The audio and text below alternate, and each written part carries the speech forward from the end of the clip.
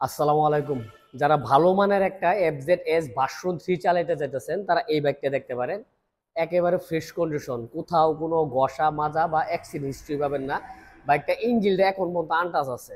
একেবারে super fresh condition যারা চাইতেছেন, যে কোনো অ্যাক্সিডেন্ট হিস্ট্রি নাই বা 16,000 কিলোমিটার রান। এটা কিন্তু 2 বছরের জন্য রেজিস্ট্রেশন করা আছে ময়মনসিং এর। 26 সাল পর্যন্ত রেজিস্ট্রেশনের মেয়াদ পাবেন।